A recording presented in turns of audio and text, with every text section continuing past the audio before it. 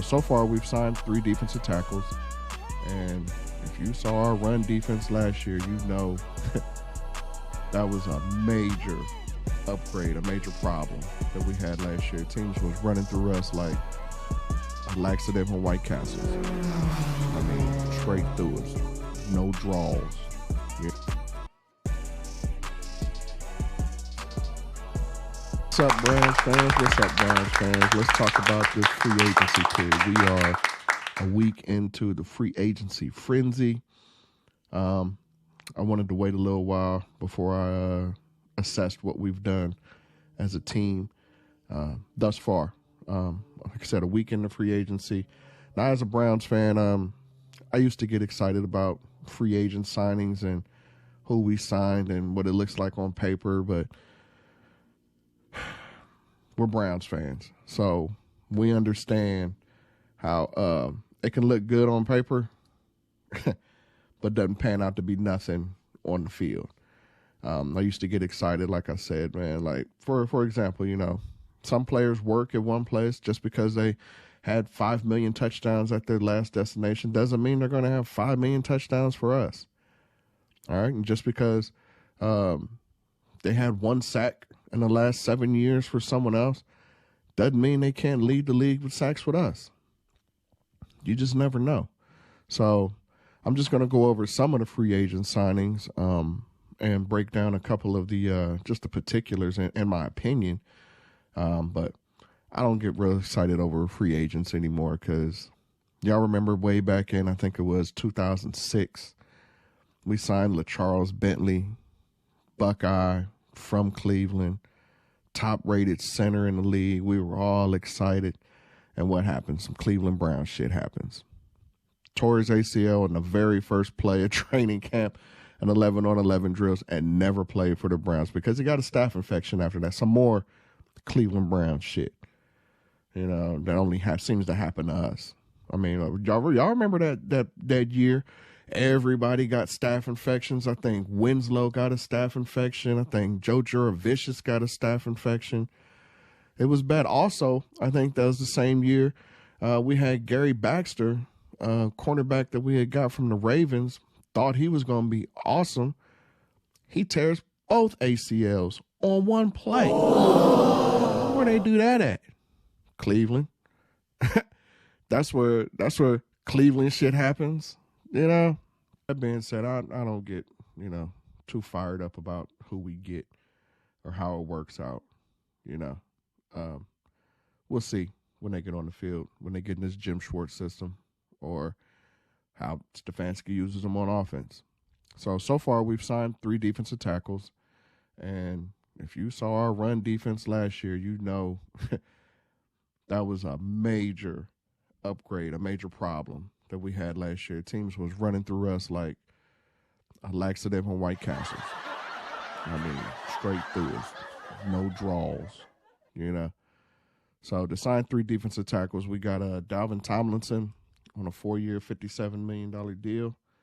Now, I know we were trying to target Javon Hargrave. He was real expensive.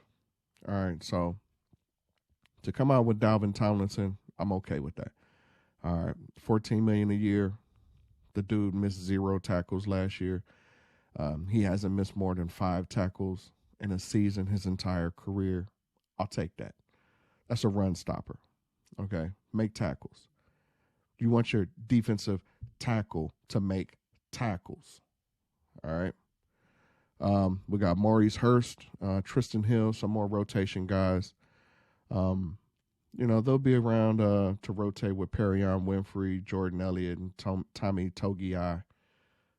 So we should have depth on the defensive line. I'm not expecting one person. We don't have a Warren Sapp who's just going to play all 4 downs and destroy teams. We don't have that, okay? And for people to act like the poo-poo at the signing of Dalvin Tomlinson as if there's 5 Warren Sapps and Simeon Rice is just sitting out there waiting to be signed for $1 million a year. It ain't like that. So, yeah, you may want a Warren Sapp, but is there one available that you can afford? Nah, there's not. So you get a Dalvin Tomlinson who hasn't missed a tackle last year. I'll take that. You get a Maurice Hurst and a Trystan Hill to rotate with Perrion Winfrey, Jordan Elliott, and Tommy. I'll take that. With a Jim Schwartz defense, I'll take that. You feel what I'm saying? So, on the surface, I'm okay with that. I'm cool with that. We also signed a defensive end, Agbo Okoronkwo. I'm going to just call him the OG. Double O, OG, triple OG. We signed him on a 3-year deal. He's going to be replacing Jadeveon Clowney as that other pass rusher opposite Myles Garrett. Just a few stats on OG. He had a 16.4 QBR rushing rate. That was third, one spot ahead of Myles Garrett, who had a 16.3, who was fourth in the NFL. So there's that. He had a career best in sacks, tackles, and pressures. So I'll take that. Let's see what he does. He has a Super Bowl ring. Let's see what he does in the Jim Schwartz wide 9 defense. Let's see how it works. We don't know. You don't know. I don't know. I'm okay with the signing now. 3-year deal. I'll take that. I'm still expecting Alex Wright to rotate in there. He was a player that we drafted last year late, and I liked what I saw from him. He still hasn't recorded. I don't think he's recorded. I have to check my stats. I'm not completely sure. I don't think he had any sacks last year, but I did like the pressure that I got from him. Okay, we also signed safety Juan Thornhill out of Kansas City. He's probably going to start. I don't see any reason why he wouldn't start. He's a 2-time Super Bowl champion, starting caliber safety. He's replacing John Johnson. Now, like I said with Browns, free agents, I don't get too excited because you never know. I was happy with John Johnson when we signed him. We all saw how that turned out. And then maybe it was the defensive scheme that he was in. I don't know. We're going to see. We're going to see. All right. But he is going to start opposite Grant Delpit. I think we have a lot of talent in the secondary. A lot. I want to see how Jim Schwartz uses it. You never know. We could have a top-ranked defense with what we have. So, again, when you have people like Tony Grossi, Negative Grossi, and these other Cleveland Browns media personnel who, just look at, we didn't sign so-and-so, or just can we let the cake sit in the oven for a little bit before we pull it out and say it's scrambled eggs? Just give it a second, okay? Signed a tight end, Jordan Akins. He played with Deshaun Watson in Houston. Pretty solid backup. I'm not sure if he'll be a number 2 or a number 3. I'm not sure how this works with Harrison Bryant, but what do you guys think? Do you think Harrison Bryant can take that number 2 tight end spot? I mean, Stefanski, he is not afraid to carry 3 tight ends into a game at all. He'll have 4 tight ends if he could. He loves the tight ends. So to get a Jordan Akins, he had 5 touchdowns and 37 catches last year. It's solid. He's not a number 1 tight end. He's not, going to take Njoku's spot, but he's a solid, familiar target. I expect pretty decent things out of him. What I am excited about is players who we have seen on this team already perform well. That's we re-signed our center Ethan Pocic. Great re-signing. I really liked him at center. Not sure how that's going to work with I think Nick Harris, the other center that we got, but Ethan Pocic with Wyatt Teller and Batonio, that interior line is great. I still don't like our edges. Jed Wills, not sure.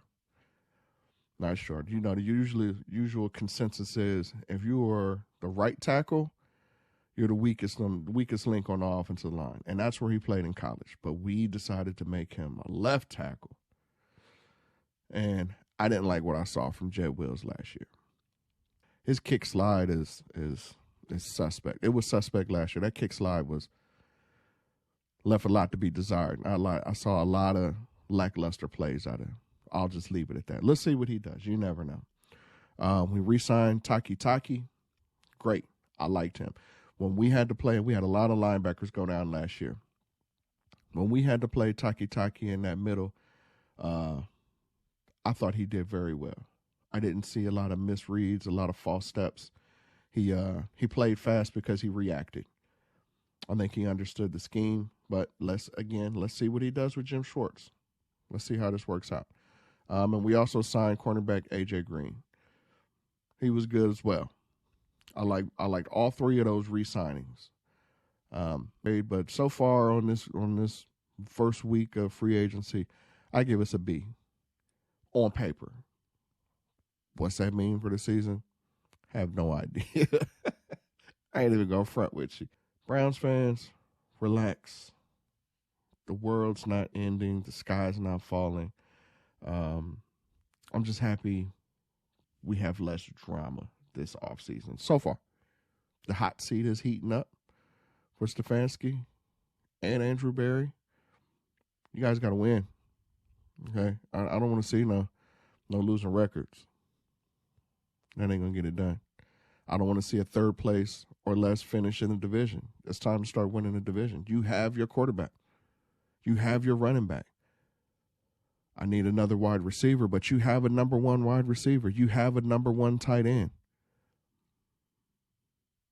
This isn't their first year under this system. We have some stability. Running out of excuses. It's time to start producing. I need to see another deep playoff run. I need to see not just another playoff appearance, a deep playoff run. Not just as a wild card and losing the next round. No. I need to see you fighting for the AFC. I need to see you up there.